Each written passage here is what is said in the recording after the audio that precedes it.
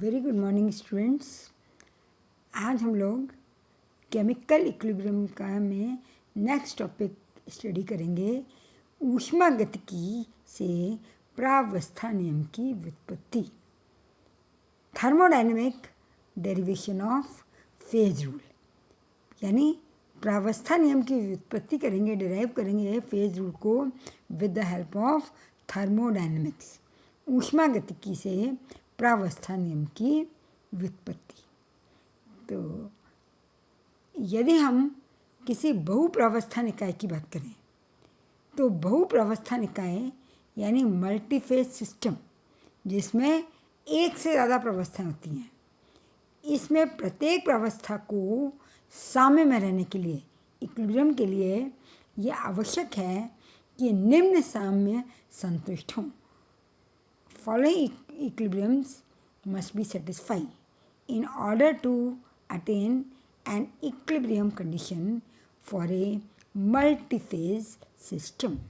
बहुप्रावस्था निकाय में प्रत्येक प्रावस्था को साम्य में रहने के लिए ये आवश्यक है कि निम्न साम्य संतुष्ट हों, सेटिस्फाइड हों। पहला कौन कौन से साम्य होने चाहिए? तापीय साम्य, जिसको हम कहते हैं थर्मल इक्विलिब्रियम। इसका मतलब है हर प्रावस्था का ताप एक समान होना चाहिए। Temperature of each phase is same. दूसरा होता है यांत्रिक साम्य या मैकेनिकल इक्विलिब्रियम। ये साम्य कब होगा? जब प्रत्येक प्रावस्था में दाब समान हो, pressure of the each phase is same. Third one is रासायनिक साम्य या केमिकल इक्विलिब्रियम। ये कब होगा? जब आई अवयव का प्रत्येक प्रावस्था में रासायनिक विभव समान हो। किसी भी घटक आई का हर प्रावस्था में यदि रासायनिक विभव समान होगा तो हम इसको कहेंगे रासायनिक साम्य या chemical equilibrium. Chemical potential of component I is same in each phase, तो ये कहलाएगा रासायनिक साम्य या केमिकल इक्विलिब्रियम।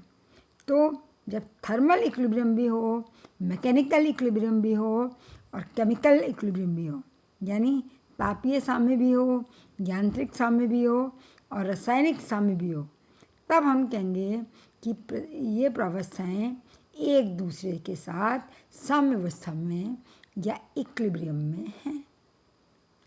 अब हमने माना कि किसी तंत्र में पी प्रावस्थाएं, किसी निकाय में, सिस्टम में पी प्रावस्थाओं, जिनको हम किससे रिप्रेजेंट कर सकते हैं?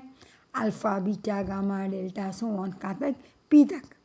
यदि पी प्रावस्थाओं alpha, beta, gamma up to P वाले निकाय की कल्पना करें जिसमें कुल सी घटक हैं। सी घटकों को हम कैसे व्यक्त कर रहे हैं?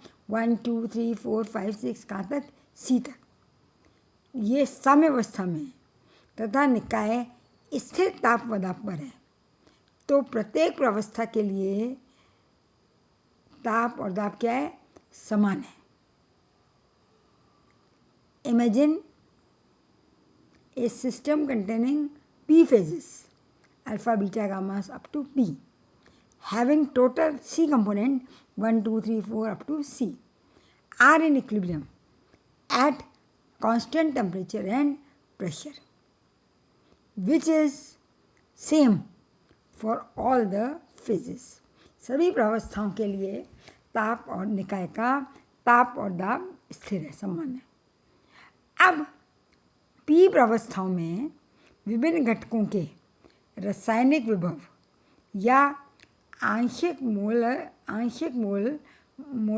मुक्त ऊर्जा, आंशिक मोलर मुक्त ऊर्जा को हम किससे रिप्रेजेंट कर सकते हैं? देखिए, अगर हम अल्फ़ा प्रावस्था की बात करें और तो पहले घटक का अल्फ़ा प्रावस्था में रासायनिक विभव या केमिकल पोटेंशियल होगा μ1 अल्फ़ा। दूसरे घटक के लिए अल्फ़ा प्रावस्था में μ2 अल्फ़ा, तीसरे के लिए μ3 अल्फ़ा और सी घटक के लिए μc अल्फ़ा। ये किस में हो गया? ये हो गया अल्फ़ा फेज़ में या अल्फा प्रावस्था में।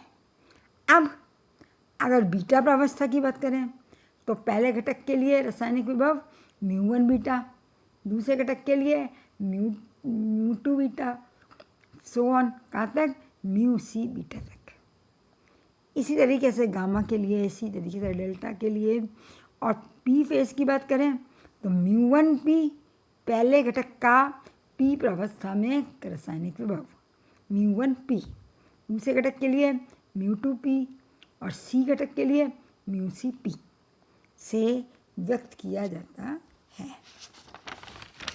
अब हमने माना कि घटकों की विभिन्न सूक्ष्म मात्राएं dn मोल एक प्रावस्था से दूसरी प्रावस्था में स्थिर ताप व दाब पर रूपांतरित होते हैं, और यदि संपूर्ण सिस्टम जो है वो बंद निकाय क्लोज्ड सिस्टम इक्विलिब्रियम में है,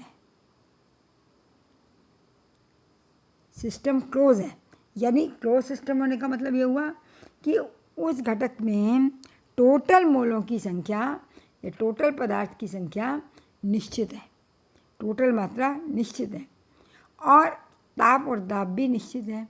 लेकिन क्या हम क्या कर रहे हैं, किसी घटक की बहुत सूक्ष्म मात्रा dn मोल को एक प्रावस्था से दूसरी प्रावस्था में स्थानांतरित कर रहे हैं, रूपांतरित कर रहे हैं। सिस्टम साम्यावस्था में, इसलिए dg किसके बराबर हो जाएगा, हमने पढ़ा -hdt plus vdp plus summation of μi dni कहाँ से आई। अब क्योंकि ताप और दाब स्थिर है, इसे dt = 0 और dp = 0, तो हम क्या लिख सकते हैं, dg at constant temperature and pressure = summation i μi dni। ये समीकरण नंबर 2, इक्वेशन नंबर Q। अब क्योंकि बंद निकाय साम्यावस्था में, इसलिए dgtp किसके बराबर हो जाएगा, 0 के। क्यों, क्योंकि साम्यावस्था में गिब्स मुक्त ऊर्जा में स्थिर ताप व दाब पर कोई परिवर्तन नहीं होता। dg at constant temperature pressure = 0, समीकरण 3, इक्वेशन नंबर 3। या अब लेफ्ट हैंड साइड 0 है तो हम इक्वेशन नंबर 2 से क्या लिख सकते हैं, समेशन i μi dni = 0। सभी प्रावस्थाओं के लिए सभी μdn पदों का योग 0 होगा। The summation of all μdn in all phases = 0। तो हम क्या लिख सकते हैं, ये समीकरण नंबर 4, इक्वेशन नंबर 4। तो इसका मतलब क्या हुआ, हर फेज के लिए लेंगे, पहले अल्फ़ा के लिए, फिर बीटा के लिए, so on up to P, और हर कंपोनेंट को लेंगे एक एक करके। तो पहले μ1 पहले कंपोनेंट की बात, alpha dn1 alpha plus μ1 beta dn1 beta. मान लीजिए पहले घटक के dn1 मोल स्थानांतरित रूपांतरित हुए, प्लस सो ऑन कहाँ तक μ1 p dn1 p, ये तो पहले कंपोनेंट के लिए हो गया, प्लस डैश डैश डैश। अब μ2 बीटा फेज, फिर dn2 बीटा सेकेंड कंपोनेंट के लिए, plus μ2 beta dn2 beta, sorry first term जो आपका वो है μ2 beta dn2 beta plus μ2 beta dn2 beta कहाँ तक μ2p। फर्स्ट टर्म है μ2 अल्फ़ा, इसको आप करेक्शन कर लीजिए, it is μ2 alpha dn2 alpha so on up to μ2p dn2p। इसी तरीके से μc alpha dnc alpha plus μc beta plus dnc beta up to mu C P D N C P is equal to 0। तो this is equation number 5। अब साम्यावस्था पर प्रत्येक घटक का कुल द्रव्यमान स्थिर होगा। Total mass of each component at equilibrium is constant. क्यों? क्योंकि सिस्टम इज क्लोज, क्योंकि निकाय बंद है। The system is close, so at equilibrium the total mass of each component is constant. तो हम क्या लिख सकते हैं? हम इनको अलग अलग भी 0 के बराबर लिख सकते हैं। D n1 alpha plus d n1 beta plus so on d n1 P is equal to 0। इसी तरीके से दूसरे घटक के लिए, सेकेंड कंपोनेंट के लिए, d n2 alpha plus d n2 beta up to d n2 P is equal to 0। So on कहाँ तक? D nc alpha plus d nc beta plus so on up to d nc P is equal to 0। समीकरण number 6, equation number 6। अब समीकरण 5 के शून्य मान के लिए घटक के मोलों की संख्या में सभी संभावित बदलाव, ऑल पॉसिबल चेंज dn के लिए ये आवश्यक है कि μ1 अल्फ़ा जो है वो μ1 बीटा के बराबर हो, और ये किसके बराबर हो? μ1 गामा सो ऑन कहाँ तक? μ1 पी तक, पहले घटक के लिए। समीकरण 6 के अकॉर्डिंग केवल एक ही प्रतिबंध लगाया जा सकता है। इसी तरीके से दूसरे घटक के लिए भी क्या आ जाएगा? μ2 alpha is equal to μ2 beta is equal to so on up to μ2 P.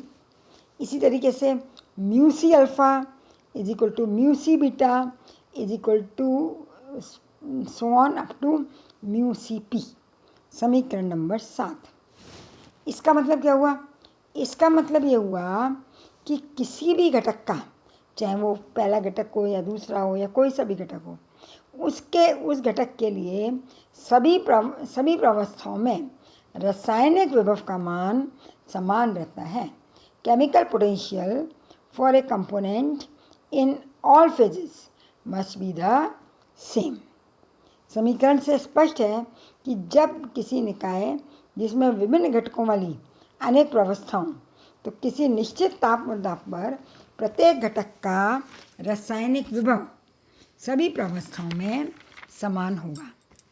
किसी निश्चित ताप और दाब निश्चित है, तो किसी निश्चित ताप और दाब पर अगर किसी घटक में विभिन्न प्रावस्थाएं, तो उस घटक के लिए रासायनिक विभव सभी प्रावस्थाओं में समान होगा। ये निष्कर्ष निकाला जाता है। अब हम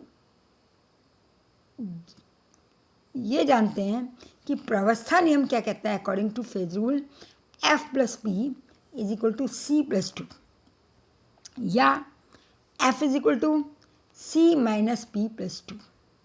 या P जो है यह प्रावस्थाओं की संख्या जो एक दूसरे के साथ साम्यावस्था में। C है निकाय में, सिस्टम में घटकों की संख्या, नंबर ऑफ कंपोनेंट।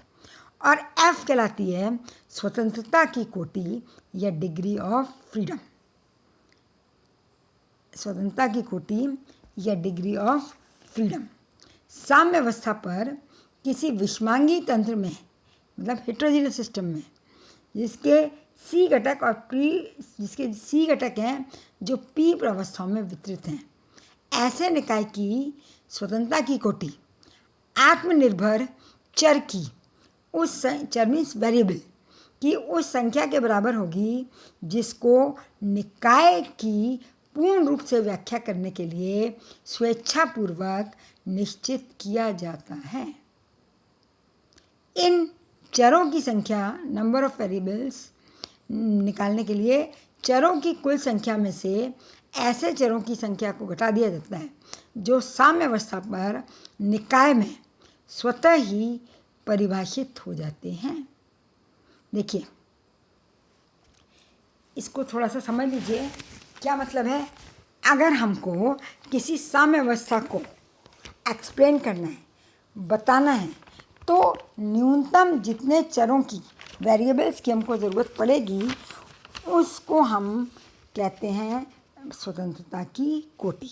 जैसे अगर हमें कोई साम्यावस्था का वर्णन करना है, इक्विलिब्रियम स्टेज को बताना है, तो एक तो हमें टेम्परेचर बताना पड़ेगा, एक प्रेशर बताना पड़ेगा।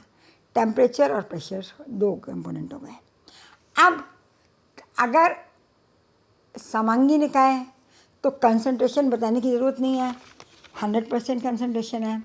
लेकिन यदि विषमांगी निकाय है जिसमें एक से ज़्यादा घटक हैं, तो हमको सांद्रण या कंसंट्रेशन बताने की भी आवश्यकता होगी। तो इन वेरिएबल्स की, इन चरों की कुल संख्या को, जो हमें किसी साम्यावस्था को की व्याख्या करने के लिए स्वेच्छापूर्वक निश्चित करने पड़ते हैं, आर्बिट्रेरली फिक्स करने पड़ते हैं, बताने पड़ते हैं, उनको हम कहते हैं स्वतंत्रता की कोटि या डिग्री ऑफ फ्रीडम, एफ से प्रदर्शित करते हैं। अब इन्हें निकालेंगे कैसे? इनको हम निकालने का तरीका ये है कि जितने भी वेरिएबल्स हैं, कुल चरों की संख्या में से हम ऐसे चरों की संख्या को घटा देते हैं जो साम्यावस्था में अपने आप ही फिक्स हो जाते हैं, निश्चित हो जाते हैं, स्वतः ही परिभाषित हो जाते हैं। तो टोटल में से जो अपने आप परिभाषित हो गए उनको घटा देंगे, तो फिर हमारे पास आ जाएगा उन चरों की संख्या जो हमें स्वेच्छापूर्वक निश्चित करने पड़ेंगे इक्विलिब्रियम की या साम्यावस्था की व्याख्या करने के लिए। अब मैंने आपको बताया टेम्परेचर एंड प्रेशर दो वेरिएबल हो ही गए हैं, होते हैं। तीसरा वेरिएबल कंसंट्रेशन है। अगर एक फेज है, प्रावस्था एक है और घटकों की संख्या सी है, तो हमारे पास C-1 सांद्रण चर या कंसंट्रेशन वेरिएबल होंगे। जैसे अगर दो घटक हैं तो हम एक का सांद्रण बता दें, दूसरे का अपने आप पता चल जाएगा, बचा हुआ सांद्रण दूसरे का होगा। 3 है तो 2 का बताना पड़ेगा, 4 है तो 3 का बताना पड़ेगा, चौथे का अपने आप निर्धारित हो जाएगा। बाकी टोटल करके 100 में से घटा देंगे। तो इसी तरीके से अगर C घटक हैं तो हमको हमारे पास सांद्रण रूपी चर कितने होंगे? C-1। कंसंट्रेशन वेरिएबल कितने होंगे? C-1 एक प्रावस्था है तो। और अगर P प्रावस्था है तो कितने हो जाएंगे? P into C-1। और दो वेरिएबल अपने पास हो गए, टेम्परेचर और pressure. Concentration variable for one phase are C-1 and for P phases P multiplied by C-1. Two more variables are temperature and pressure. दो और वेरिएबल अपने पास टेम्परेचर और प्रेशर। अब यानी P इंटू C-1 प्लस 2, ये क्या हो गया? ये हो गई चरों की कुल संख्या, total number of variables. Plus 2 दो किसके लिए आ गया? टेम्परेचर और प्रेशर के लिए। और P इंटू C-1 अभी अपन ने क्या देखा? कंसंट्रेशन के लिए। एक प्रावस्था है तो C-1 और P प्रावस्था है तो P इंटू C-1। ये आपके पास क्या गई? कुल चरों की संख्या। एक प्रावस्था में यदि C घटक हों तो सांद्रता चरों की संख्या कितनी होगी? C-1। और P प्रावस्थाओं के लिए P मल्टीप्लाइड बाई C-1। और दो अन्य चर ताप और दाब। ठीक है, तो ये आपको समझ में आ गया कि अपने को कितने वेरिएबल्स हैं टोटल अपने पास? P into C-1 plus 2। अब हमने अभी देखा ऊष्मागतिकी से, थर्मोडायनेमिक्स से, कि जब कोई विषमांगी तंत्र स्थिर दाब और ताप पर साम्यावस्था में होगा तो एक घटक के का रासायनिक विभव प्रत्येक प्रावस्था में समान होगा। यदि एक घटक है और वो 3 प्रावस्था में अल्फ़ा, बीटा, गामा, तो हम क्या लिख सकते हैं? μ1 alpha is equal to μ1 beta is equal to μ1 gamma. अब इससे हम दो स्वतंत्र समीकरण, इंडिपेंडेंट इक्वेशन बना सकते हैं। क्या? एक तो बन गई μ1 alpha is equal to μ1 beta, समीकरण नंबर 8। दूसरी बन गई μ1 alpha is equal to μ1 gamma, equation number 9। आप कह सकते हैं μ1 beta is equal to μ1 gamma भी बनेगी, बिल्कुल बनेगी, लेकिन μ1 beta is equal to μ1 gamma ये समीकरण 8 और 9 का कंक्लूजन है, इसलिए ये नई स्वतंत्र समीकरण नहीं है। तो हमको क्या बनानी है, इंडिपेंडेंट इक्वेशन बनानी है। तो कितनी इंडिपेंडेंट इक्वेशन बन सकती हैं, 2। 3 प्रावस्थाओं के लिए 2 इंडिपेंडेंट इक्वेशन या स्वतंत्र समीकरण बनी। अगर 3 फेज हमने मानी, तो अगर हम p फेजेस मानेंगे तो कितनी इंडिपेंडेंट समीकरण बनेगी, p-1। सिंपल है। एक घटक की 3 प्रावस्थाओं के लिए 2 समीकरण। For one component if there are 3 phases we get 2 equations. और p प्रावस्थाओं के लिए p-1 समीकरण। समझ में आ गया आपके, है ना, क्लियर है। अब एक घटक की बात थी, और अगर c घटक है तो क्या हो जाएगा, c इंटू p-1। एक घटक के लिए p-1, तो c घटक के लिए c इंटू p-1। अतः c घटक के समीकरणों की या चरों की संख्या जो साम्य द्वारा परिभाषित हो सकते हैं वो कितनी होगी, c इंटू p-1। अब रासायनिक विभव जो है, केमिकल पोटेंशियल, वो ताप, दाब और संगठन का फलन है। अब जितने समीकरण बनेंगे उतनी ही राशियां अपने आप ज्ञात हो जाएंगी। प्रत्येक समीकरण एक चर को प्रदर्शित करता है। आप जानते हैं 2 अननोन क्वांटिटी को सॉल्व करने के लिए कितनी इक्वेशन चाहिए, 2। एक अननोन क्वांटिटी किससे सॉल्व होगी, एक इक्वेशन से। तो इसका मतलब है इतनी equation c into p-1 equation से इतनी ही राशियां अपने आप निर्धारित हो जाएंगी, या इतने ही वेरिएबल्स अपने आप फिक्स हो जाएंगे। Chemical potential is a function of pressure, temperature and composition. Hence each equation represent one variable. तो अब हमें अज्ञात चरों की संख्या चाहिए जिनको कि हमें आर्बिट्रेरली फिक्स करना है। तो नंबर ऑफ अननोन वेरिएबल क्या देगा, टोटल नंबर ऑफ वेरिएबल, कुल चरों की संख्या। ये देखिए कुल चरों की संख्या p इंटू c-1 प्लस 2 में से, p इंटू c-1 प्लस 2 में से हम क्या घटा दें, हम घटा दें जितने हम समीकरण की सहायता से चर ज्ञात कर सकते हैं। एक की सहायता से एक, तो c इंटू p-1 की सहायता से c इंटू p-1। तो हमें क्या करना है, p c-1 प्लस 2 में से क्या घटाना है, c इंटू p-1 घटा दीजिए। अब मल्टीप्लाई करेंगे तो pc minus p plus 2 minus cp minus minus और माइनस प्लस c।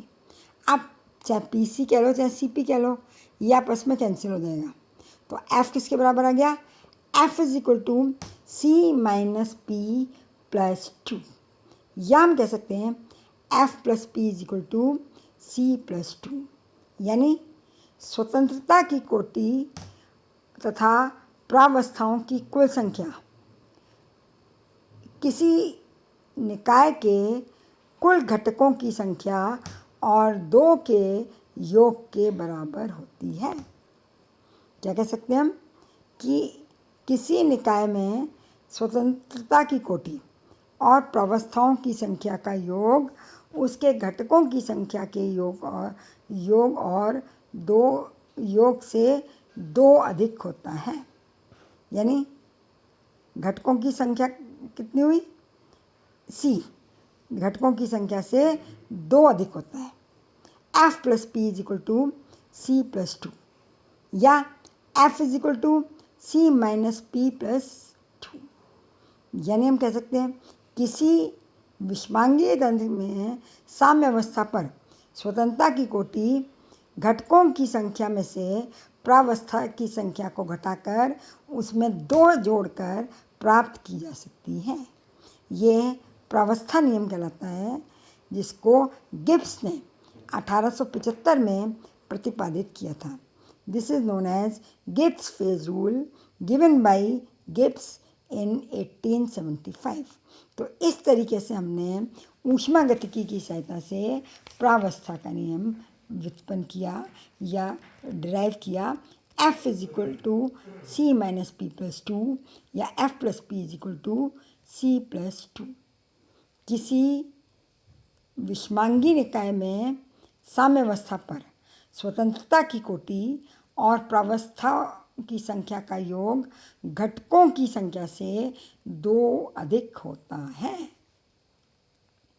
तो इस तरीके से आज हमने देखा thermodynamic derivation of phase rule. Next अगली क्लास में। So thank you.